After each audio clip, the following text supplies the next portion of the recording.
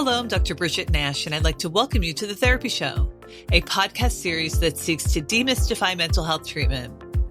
Today, I'm honored to welcome Dr. Deborah Korn, who is a clinical psychologist in private practice in Cambridge, Massachusetts, and an adjunct training faculty member at the Trauma Research Foundation in Boston.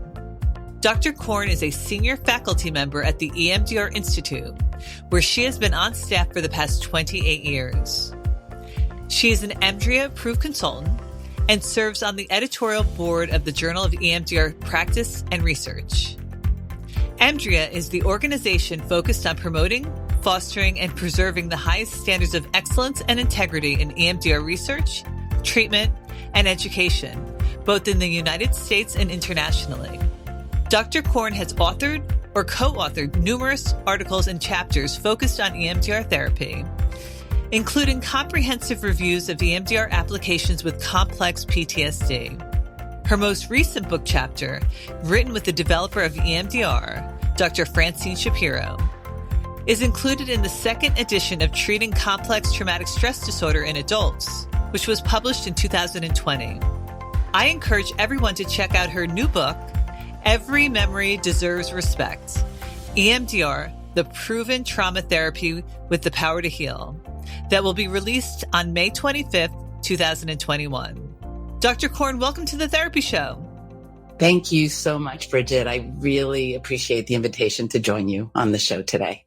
Can you start by telling us a little bit about your personal and professional background that led to your involvement with eye movement desensitization and reprocessing therapy, which is commonly referred to as EMDR? Sure. Well, my interest in working with trauma survivors took shape over the course of my graduate school years. And in 1990, my graduate school mentor told me about this brand new approach to treating trauma called EMDR. I remember it to this day. He said, I know it sounds kind of wacky, but I'm getting remarkable results with it. And its developer just published some research to support its effectiveness with PTSD. And you should definitely go and get trained in it. In fact, he told me that I must run, not walk, but run and get trained.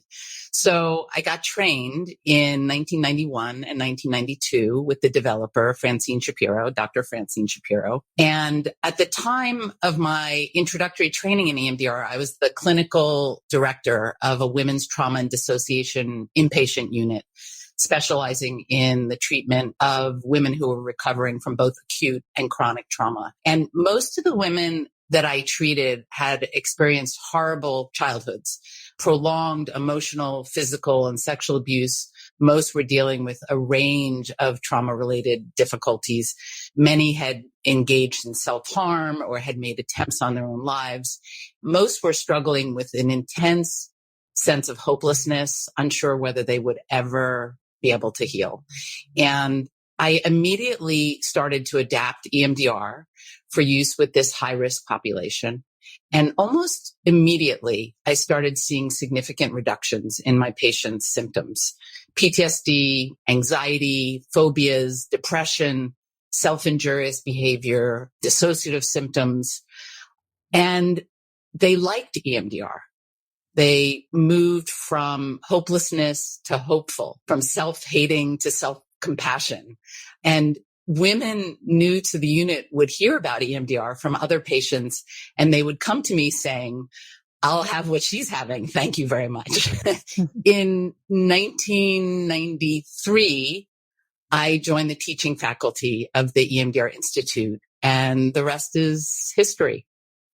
How would you briefly explain EMDR to a non-professional? To start with, EMDR stands for eye movement desensitization and reprocessing. It's a mouthful. Desensitization refers to the focus on reducing fear, anxiety, and distress. And reprocessing refers to the reevaluation or the restructuring of thoughts and beliefs and the transformation of one's sense of self relative to past traumatic experiences. I'll talk about the eye movement part in just a bit. But as I mentioned, EMDR was developed in the late 1980s by the psychologist Francine Shapiro. The theory or the model that guides EMDR therapy is the adaptive information processing model, but what we call the AIP model. And this model proposes that psychological problems are due to a failure to adequately process traumatic experiences to the point of what Shapiro referred to as adaptive resolution, to the point of adaptive resolution. Just a little bit of kind of trauma 101 here for a second. Under normal non-traumatic circumstances, you process an experience and it gets moved to the side and you carry on. For example, you go to a party, you talk with your friends, you eat good food, maybe you sing and you dance, or at least you would have done that pre-COVID. You go home that night and you reflect on the event. Maybe you talk with your spouse or your partner about the event. Maybe you dream about it. Whatever the case, by the next day or so, you finish processing it and it goes up on the shelf where it stays. When we're faced with traumatic circumstances, something very different appears to happen. The traumatic experience with its feelings, sensations, thoughts, images, and other sensory elements, sounds, smells, etc., gets frozen or locked in the brain, in the nervous system. More adaptive information held elsewhere in the brain fails to integrate. Trauma files fail to get updated over time. Then along comes a trigger.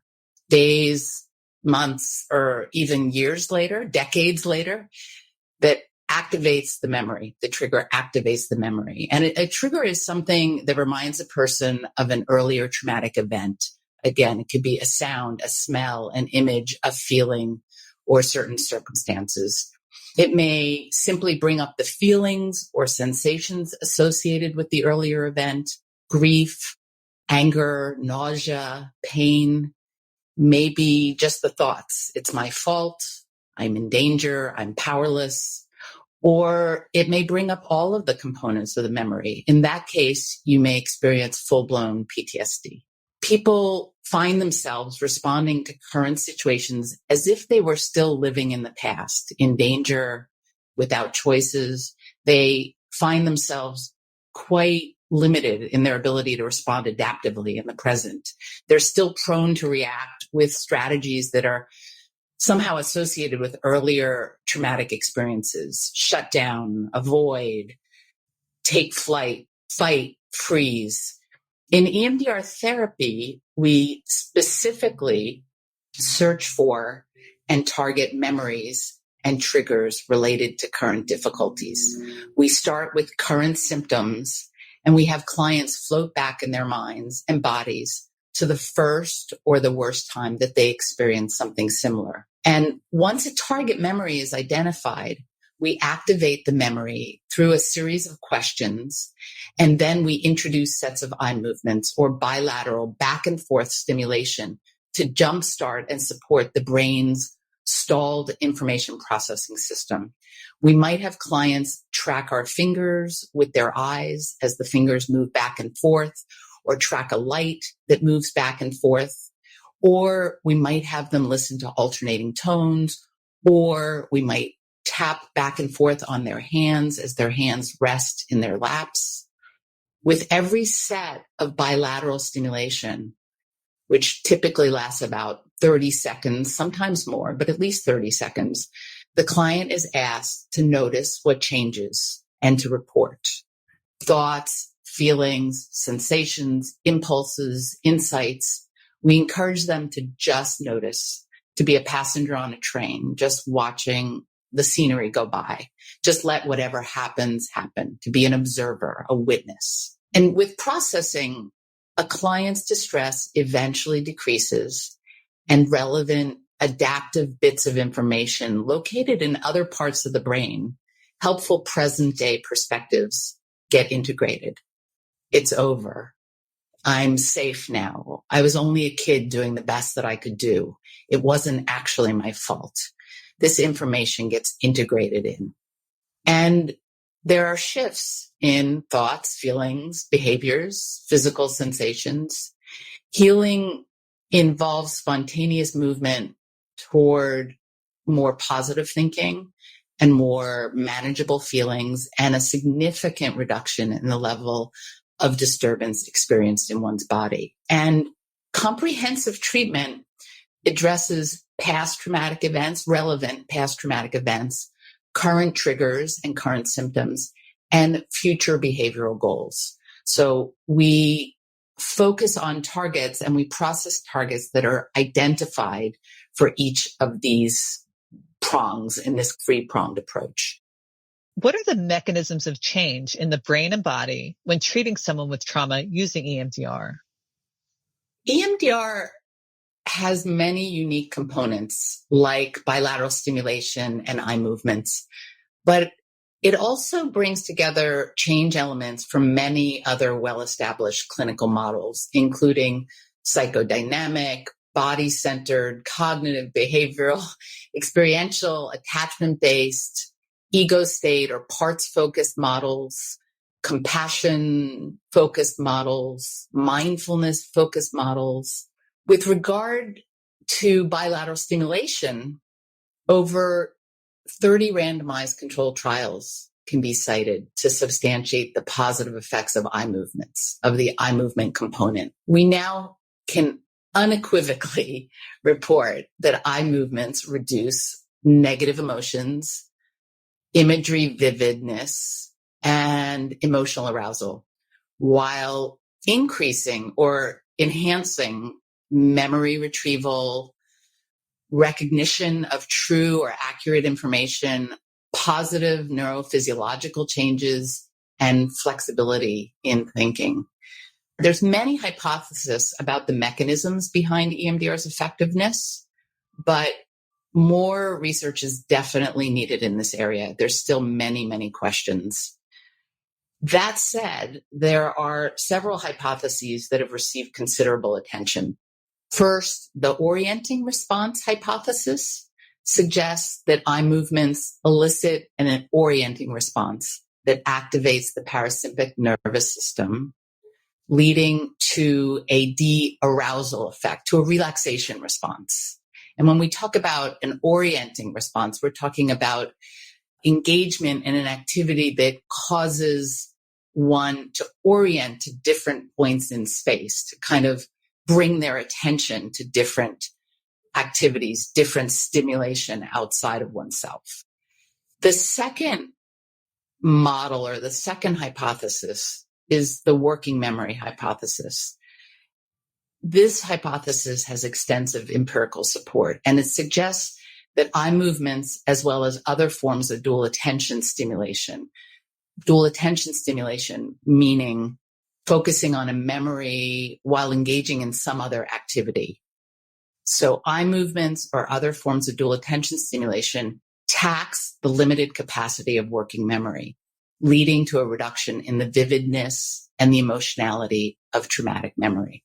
And then third, the REM hypothesis, rapid eye movement sleep hypothesis, suggests that eye movements activate the same neurologic processes that occur in rapid eye movement sleep, leading to reductions in negative emotion, more flexibility in thinking, increased associations between our memories, and increased insight.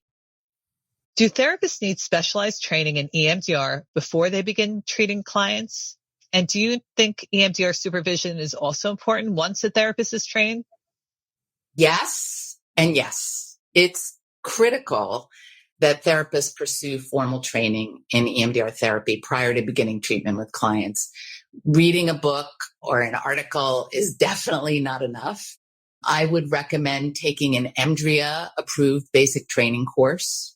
Again, EMDRIA is the EMDR International Association. And at the EMDR Institute, my home base for the past several decades, basic training involves 2 3-day weekends and 10 hours of group or individual consultation. And if you're serious about fully integrating EMDR into your practice and achieving the highest level of competence, we encourage that you continue with consultation or supervision and pursue advanced training in applying EMDR with different populations, with different problems. You can take advanced workshops in applying EMDR in the treatment of PTSD, depression, various anxiety disorders, complex PTSD, dissociative disorders.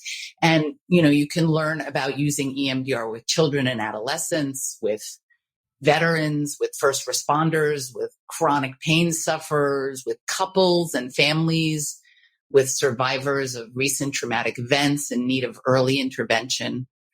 So yes and yes. Are there safety concerns when treating clients with EMDR? Well, maintaining client safety, stability, and functioning are of utmost importance in EMDR therapy. Many clients come to treatment in a state of extreme dysregulation. Dissociation is often a significant part of the picture. Suicidal feelings, self-injurious behaviors are not uncommon. Many clients have lost their equilibrium, and they're either in a state of extreme overwhelm, what we call hyperarousal, or in a state of frozenness or shutdown, what we call hypoarousal. Our job is to help them return first to an optimal zone where they can safely access their trauma-related memories and associated feelings and sensations and thoughts without negative consequences. We always want clients to be working within their window of tolerance. If the treatment is not paced properly, if a therapist is not sufficiently attuned and responsive to his or her client, if the client is not adequately prepared in terms of skills or resources for trauma-focused work, there is the potential for distress to increase rather than decrease. We just never want that to happen. We want the client to be able to maintain what we call dual attention at all times, solidly grounded in the present, feeling completely in control while putting a toe into the past. In the preparation phase of EMDR, typically early in treatment, we address safety and stabilization. We introduce self-regulation skills and strategies. We work on decreasing dissociation, strengthening emotional muscles, increasing the capacity for focusing on difficult material.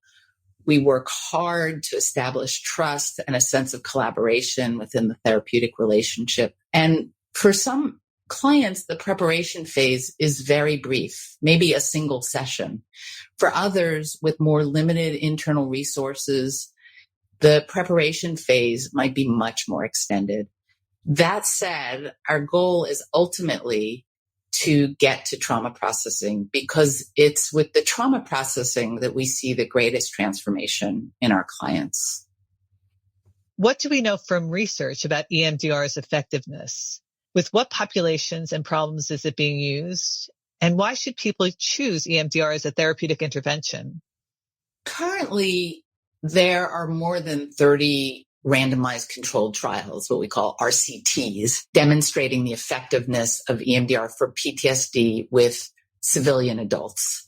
As such, it's considered an evidence-based, top-tiered treatment for this condition. It's strongly recommended as a treatment for PTSD in the treatment guidelines of organizations around the world.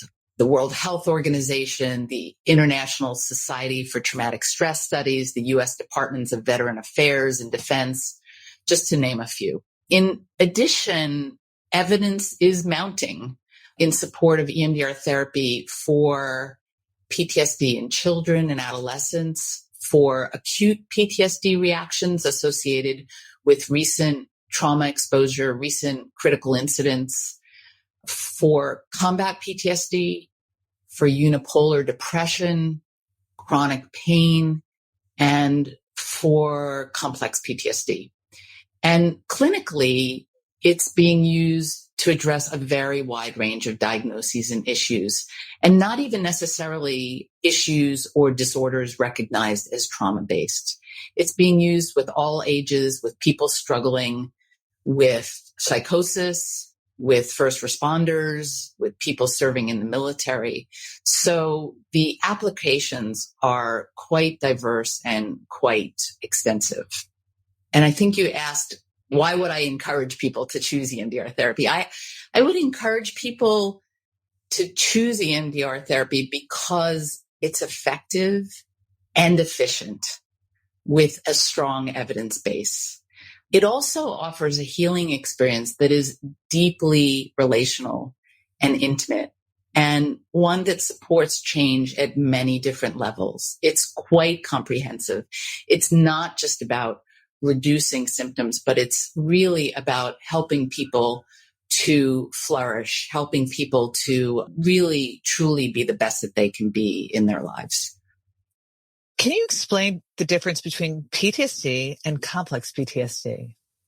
PTSD, or post-traumatic stress disorder, is associated with exposure to a distinct trauma or a number of distinct traumas. A car accident, an assault, a natural disaster like a hurricane or an earthquake, a domestic or community violence incident, a combat-related traumatic event. PTSD basically involves 3 clusters of symptoms. The first symptom cluster involves re-experiencing traumatic events in the present in the form of recurrent nightmares, vivid flashbacks, and intrusive thoughts and memories. The re-experiencing is often accompanied by strong and overwhelming emotions and physical sensations or feelings of somehow being overwhelmed or immersed in the same intense feelings experienced at the time of the original traumatic event.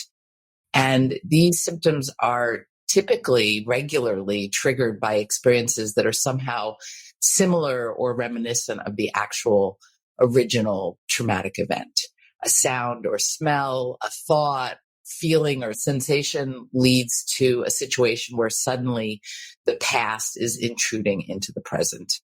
The second cluster involves the avoidance of thoughts and memories of traumatic events, or the avoidance of activities or situations or people that are somehow reminiscent of these events. And the avoidance is often accompanied by numbing and emotional shutdown, detachment, or constriction.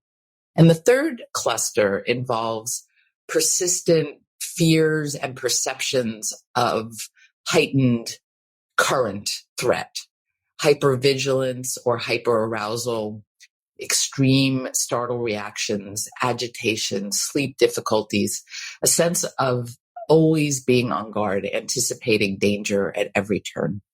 Now, CPTSD, or complex post-traumatic stress disorder, is a diagnosis recently, finally included in the updated ICD-11, a medical psychiatric diagnostic system used around the world. Though it was only recently included in the ICD-11, this diagnosis was first proposed in 1992 by Judith Herman in her book, Trauma and Recovery.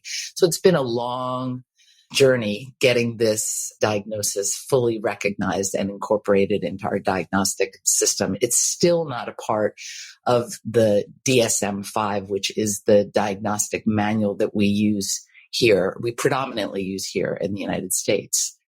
Complex PTSD is associated with exposure to an event or series of events of an extremely threatening or horrific nature.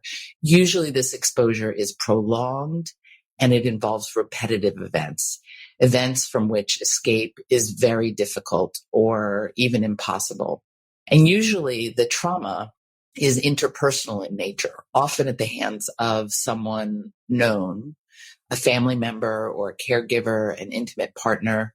The trauma is long-lasting. It often continues or repeats over the course of months or years or even decades. So here we're talking about childhood sexual, physical, or emotional abuse, torture, slavery, sex trafficking, genocide campaigns, prolonged domestic violence. Neglect, deprivation, and separations from caregivers are often a part of the picture, particularly when we're talking about trauma suffered in childhood. So in addition to the core symptoms of PTSD, re-experiencing, avoidance, and hyperarousal, complex PTSD symptoms include 3 additional symptom clusters. First, We have severe and pervasive problems with affect regulation. In other words, difficulties managing and tolerating emotions. Here we see explosive anger, persistent sadness, grief or depression, suicidal thoughts, self-injurious behaviors, problems with dissociation. Second, we have negative self-concept, persistent beliefs about oneself as diminished, defeated, or worthless, not good enough, damaged goods. And these beliefs are typically accompanied by pervasive feelings of shame and guilt and failure related to traumatic events. And third, we have persistent difficulties in sustaining relationships and in feeling close to others. Difficulties with trust, tendencies to devalue or idealize others in primary relationships, struggles with feelings of betrayal, loss, and abandonment. One final point. Because complex PTSD is associated with more pervasive, prolonged trauma, more complex trauma, and its symptoms are more extensive, treatment is more complex and predictably tends to take much longer. What's the average length of treatment for somebody working with an EMDR therapist? It's hard to say what the average length of treatment is for somebody working with an EMDR therapist because that depends on so many things. How extensive someone's trauma history is, how unstable their day-to-day life is, how rigid their defenses are, how hard it is for them to trust and feel safe. That said, early EMDR research reported that up to 90% of adults dealing with a single episode trauma, like an assault or a car accident, were able to eliminate PTSD symptoms in 3 to 4 sessions. Almost a decade ago, I was involved in a research study with Bessel van der Kolk comparing EMDR to Prozac in the treatment of adult PTSD. 8 sessions of EMDR compared to a comparable period of time on Prozac. And EMDR was ultimately superior to Prozac in reducing both PTSD symptoms and depression. By the end of treatment, all of those in the EMDR group with adult-only traumas had lost their PTSD diagnosis, along with 3/4 of those with childhood trauma histories. That's 8 sessions of EMDR. 6 months later, at follow-up, almost 90% of the childhood abuse survivors had lost their PTSD diagnosis, and 1/3 were completely asymptomatic. That's without any additional treatment. And we were totally blown away by these results. And, it's worth mentioning that a recent meta-analysis found that EMDR was not only effective, but also the most cost-effective of 11 trauma therapies evaluated for the treatment of PTSD in adults. So it's incredibly efficient. Do you think it may take longer for someone with complex trauma because of the dissociative symptoms? Yes, I think when there is extensive dissociation involved, it typically takes longer for healing to occur. Because before someone can process their trauma, they need to be safely embodied. They need to be in their body, grounded in the present, connected to their therapist, and able to connect to their traumatic memories.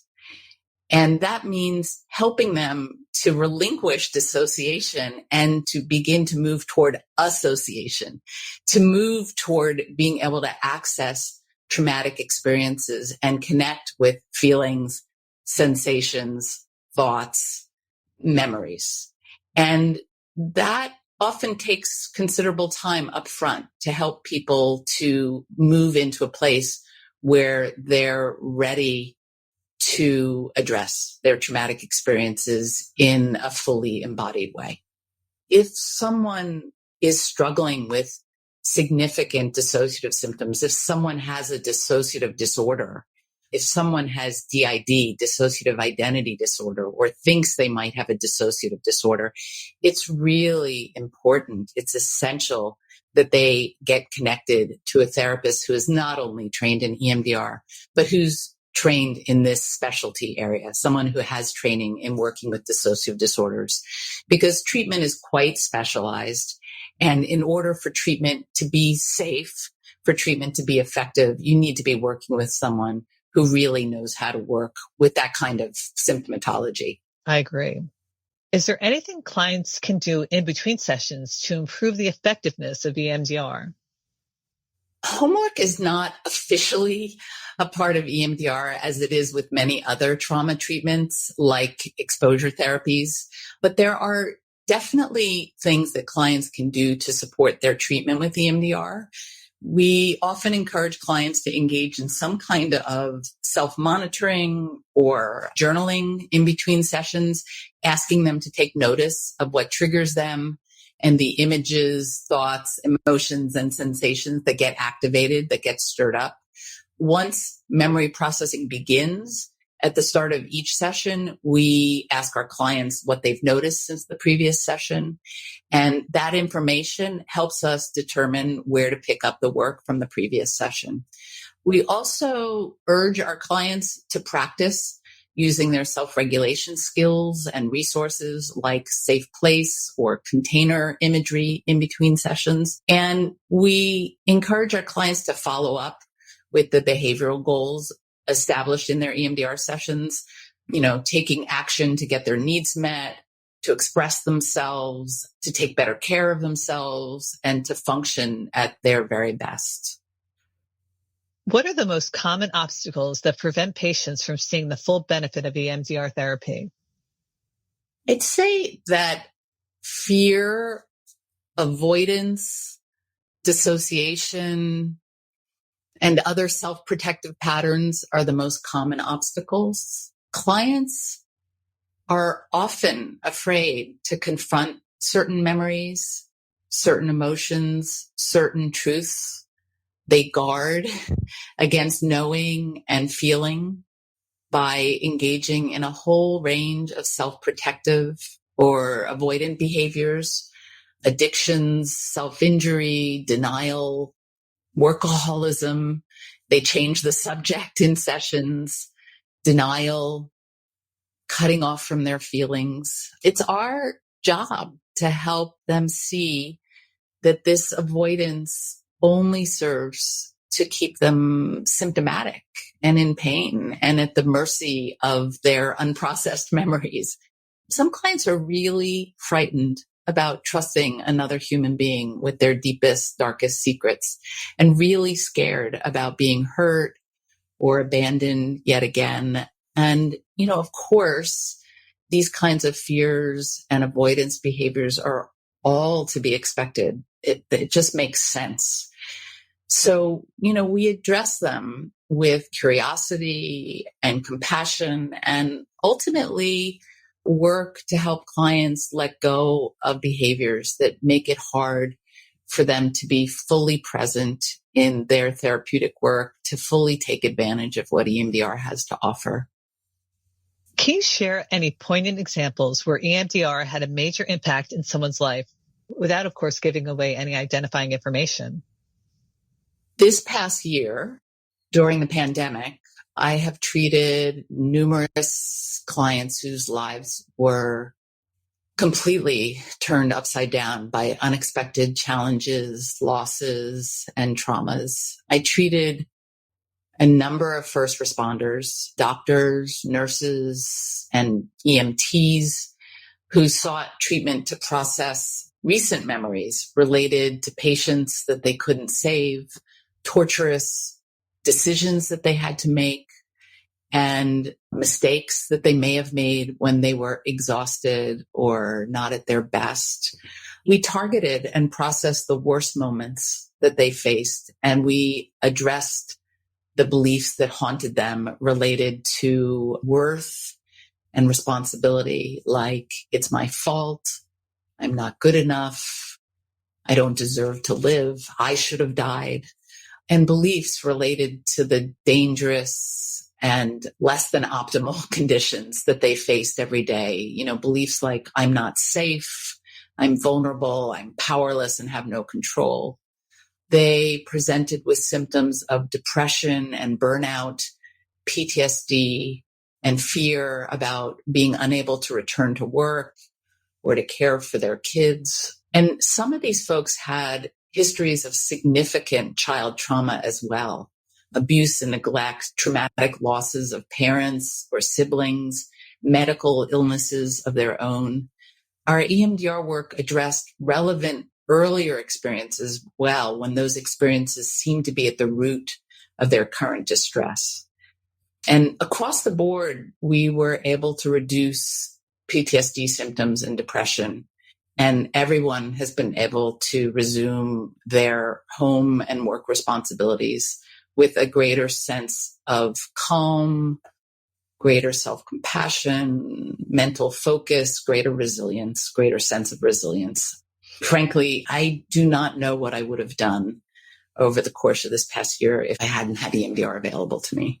And thank you, Dr. Korn, for your contribution during this very difficult time to these patients. Thank you very much. Of course. Who is EMDR not appropriate for? Well, generally speaking, I wouldn't discourage any client from considering EMDR as a treatment choice for him or herself. There are success stories and research findings that support EMDR applications with clients with PTSD or other trauma-related diagnoses and every possible comorbid diagnosis: bipolar disorder, psychotic disorders, OCD, substance use disorders, personality disorders. Clinical experience and preliminary research suggests that EMDR is both safe and effective in all of these cases. I might not engage with someone who is involved in active legal proceedings without talking first with their lawyer. Processing can lead to memories becoming less clear, more distant, and less emotionally charged. And this could have an impact on someone's testimony. For example, if it's important for somebody to get up on the witness stand and be full of emotion, EMDR has as a goal helping people to get to a place where they are less overwhelmed, less dysregulated. I also might be reluctant to begin EMDR trauma processing without consulting with a woman's physician if she reports a high-risk pregnancy or some kind of medical crisis. It's not to say I wouldn't do EMDR, but I would consult with someone's doctor before considering EMDR, before engaging in any kind of therapeutic work that's going to really activate distress en route to resolving distress. And as I mentioned earlier, not every client is ready to jump right into trauma-focused processing at the start of treatment. Sometimes first steps relate to the stabilization of acute symptoms like psychosis or suicidality. Sometimes there need to be more resources in place, like 12-step meetings or a nutritionist in the case of somebody with an eating disorder, or more supports at home before turning to trauma-focused work. And as EMDR is it's a comprehensive psychotherapy, so the focus on stabilization and resourcing is done within an overall EMDR framework, an overall EMDR treatment plan. What are you most excited about in mental health treatment today? I'm most excited about the conversations that are happening today between neuroscientists and mental health professionals. As we learn more and more about how the brain works and about how the brain responds to trauma, we're able to refine our approaches and address complex issues with greater precision and efficiency. And I'm also really pleased that more and more clinicians are interested in learning about and practicing what we call bottom-up, experientially based treatments that attend to body-oriented emotional processing. The huge success of Bessel van der Kolk's 2014 bestseller, The Body Keeps the Score, speaks to the current excitement about psychotherapy models that go beyond talk therapy and actively engage the client's mind, brain, and body. If you had a magic wand and could improve one thing about mental health treatment today, what would that be? To see more integration and collaboration at multiple levels. I want experts and clinicians associated with different treatment models to come out of their silos and to engage with one another more. More exploration of common elements across models, more experimentation of how unique elements from different models can be combined for the benefit of our clients. I'd want to see researchers communicating more effectively with psychotherapists and clients, and psychotherapists and clients pushing researchers to examine the questions that really matter to them. And I'd like to see mental health education and services better integrated into other systems and communities, more mental health professionals or paraprofessionals embedded in the legal, penal, medical, and educational systems. And isn't that what EMDR does, is integrate multiple different modalities? I think EMDR is an incredibly integrative model. EMDR is my primary orientation, but I have trained in many different models. And the EMDR framework, the adaptive information processing framework, allows us to integrate lots of other interventions and language and concepts into the work. And it's one of the things that I love about EMDR. It really allows me to draw on everything that I've learned over the course of the time, all in the service of benefiting my clients. And I know you asked what one thing I'd like to improve if I had a magic wand, but I'd like to share one more thought. I'd want to see greater accessibility and fewer barriers to optimal care.